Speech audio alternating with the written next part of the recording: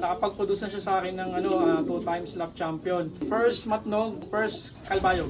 Nako, hindi ko to nakita ng panghihina. Talagang siya, malakas na ibon. Ina-out ko na rin siya. Kaya lang ang problema, doon sa mga ibang na-out ko, hindi siya hinapili. First overall solo clocker. First overall, naganak din ng first overall. Ayos, ang angas. Gusto niya lang manalo ng motor. Pero ano nakuha niya? Nakabili siya ng kotse.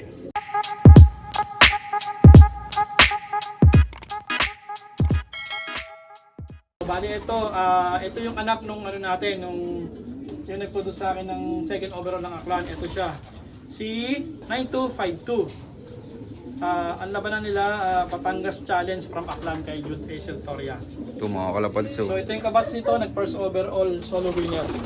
Ayan. Ang pinaka-best line niya, SF Cross 6 overall Roy Villa. Yung Vandenbroek. Ito nyo mga kalapatid, so sa ibang loop talagang nananalo kahit sa ibang loop. Ito. Anong mga nahakot nitong ibon na to, sir? Bali, nag-lap winner siya tapos nag-second overall. Ito. Tapos sir, ginawa mo ng breeder dito. Oo, yan. Kamusta naman sir yung mga naging Bali, anak? ito yung performance ng anak niya. Mabilis siya eh. Kasi nga, kumbaga, hindi ko siya, ang pinakusan ko ngayon yung medyo lumalayo talaga. Kaya ngayon, susubukan ko ulit siya kasi kailangan kong gumamit ng parang pang sprint race ko. Dahil talaga, kumbaga, yung distansya niya, hindi ko siya inaabot ng hanggang dulo. Kung kukunin ko, yung from doon lang sa range ng naabot ng lipad nito, mga hanggang 300 kilometers lang. Ba't nung sa nakarang karera niya sir, ganun lang din, 300 kilometer lang din? Oo, mabilis lang, nawawala eh. Kaya doon ko lang siya pinakusan. Ito mga kalapatid, so Speedbird, pang sprint race ni sir, future. Ano sir? Yes.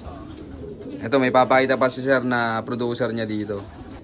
So ito naman, pinapakilala ko sa inyo yung Vandenbroek na nakuha ko kay Roy Villa. Ito pala yun oh. Bali, ito yung anak nun. Nung 6 overall na nakuha ko kay Roy Villa, andyan yung tatay. Yung full brother nung ng 6 overall niya sa MMFC na nag 6 placer na 6 lang sila nag-clock. Yan yung anak na sir? Pinayos ko to sa SF, yun nga yung nag-anak ng second overall. Ito yun. Tapos nag-anak na rin ng mga winner. Ilang beses ko sila ginamit ng summer race sa RRPC na nag 9 overall. Tapos yung anak nito na ARPCI naman na nag 6 overall sa 3 laps ng Mindoro to Bulalakaw. Ayos ito mga kalapatid, so ito pala yung Yun naman magulang. yung nanay, yung isa yung may puti sa pakpak din. Ang ganda sir, complete. Nasa iyo pa yung mga magulang. Oo, kasi ang inaano ko sa kanila, kung sino yung mga producer ko, sila yung mga nakakip sa akin. Hindi karamihan sa mga ibon mo dito sir, talagang mga winner. Hindi naman winner, pero kasi ito may lipad din to. May lipadan din to. So, ibig sabihin, yung history ng magulang niya talaga, kung merong winner, talaga nagpapasa kayo. Ayos ito mga kalapatid, so nagpapasa ng galing. Hanggang sa anak nananalo si Reno. Oo. So ito naman yung yung magulang nung yung nag-produce sa akin nung RRPC. So ito yung pinaka full brother nito yung si 6 overall ni Roy Villa. Ayan. Ito mga kalapatid, so ang ganda din oh. Kinis. Anong baseline na to sir? Vandenbroek. Bali ito yung pinaka grandfather nung second overall ng Aklan. Kinis oh. Okay, papakilala ko sa inyo yung breeder natin na Imilden. Paano nakuha natin sa tropa. Bali siya, nakapag-produce na siya sa akin ng 2 times lap champion ng PGM from 2012 ng first Matnog at saka ng first Kalbayog. Ayos ito So, mga same kalapatid, bird yun. so Ayan, Emil naman. susubo kasi siya eh. Ayan. So ito, nagpalipad din tayo sa tropa natin sa APFC sa kay Hinayaro Sobia na nag-produce din ng 8 overall. Sa APFC, nag-13 placer ng Santa Ana. Papakilala ko sa inyo. Ito mga kalapatid, so pang north and south pala to sir. Yes, oo. May ilang taon na tong ibon na to sir? Bali, 2010 breeder. So, 14 years na siya.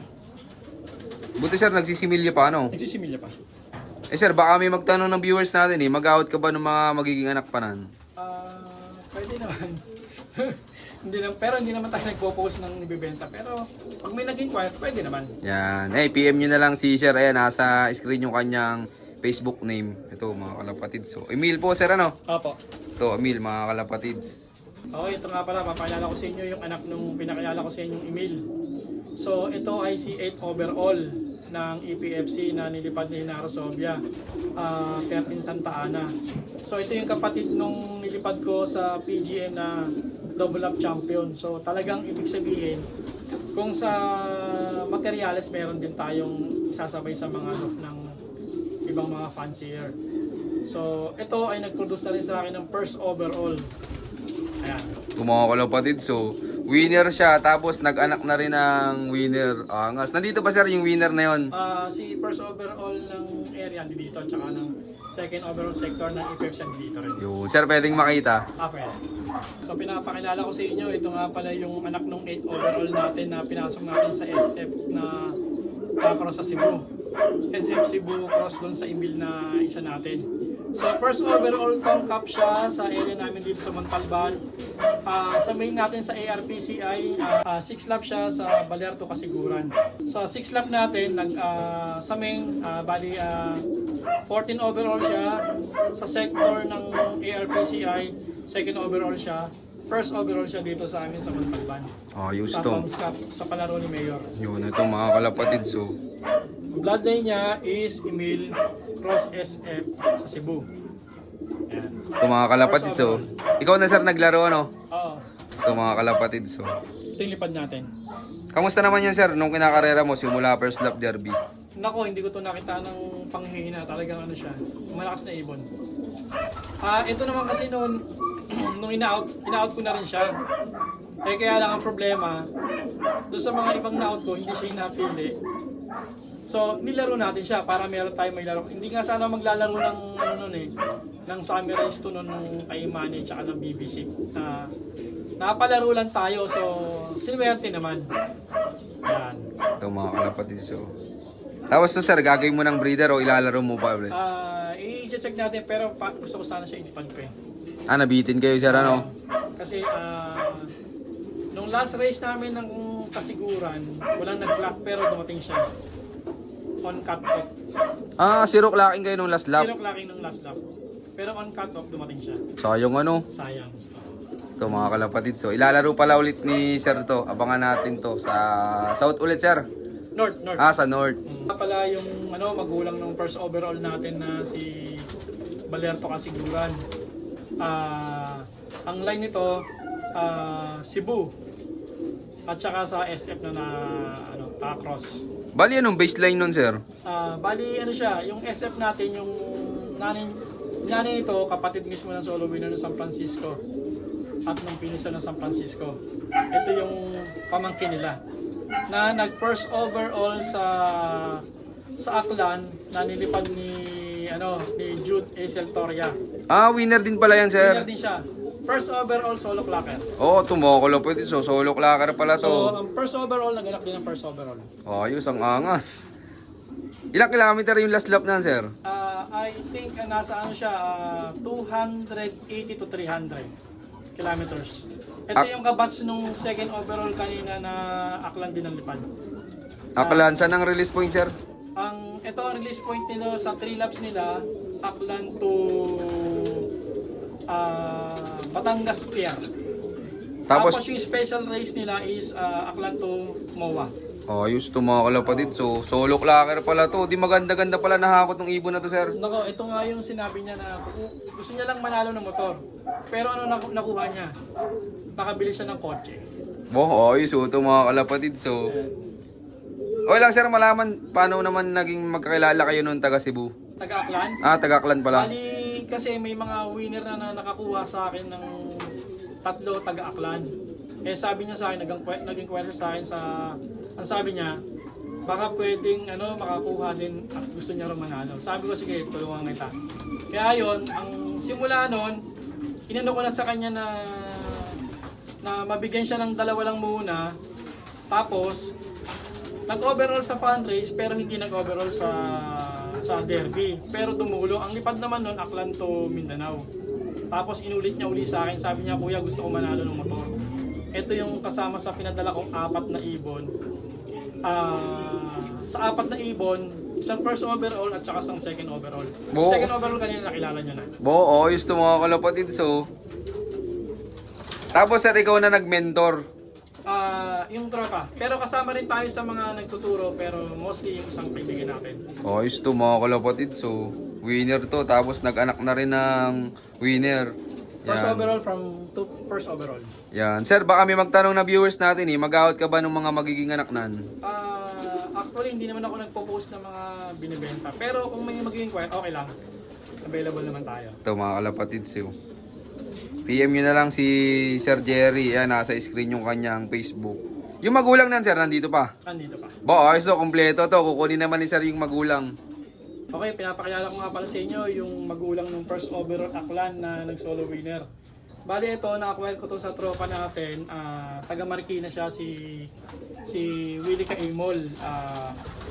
Yan yung ibon, no? Ito mga kalapatid. So, ganda. Anong bloodline na to, sir? Bloodline is Emil from Chuaquico. Mariano line din. Ito mga kalapatid. So, lahat pala ng inaanak na to, sir, winner. North Yes. and South. Oo. Ito yung pinakamagulang mga kalapatid. So, Bali ito yung mga ano ko nung... kapag gusto nyo nung kapatid ng mismong winner, magagawa ni Sir.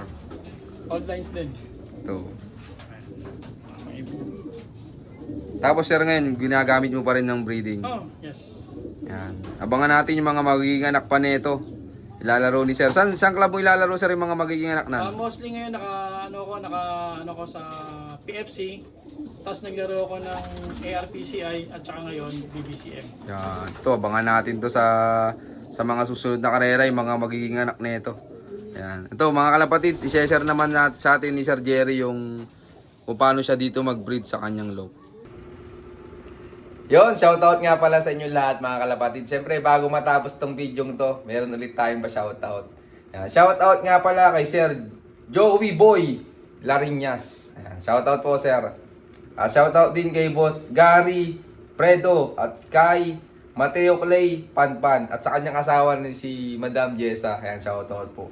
Yan, shoutout din kay Boss Alberic Buenaventura.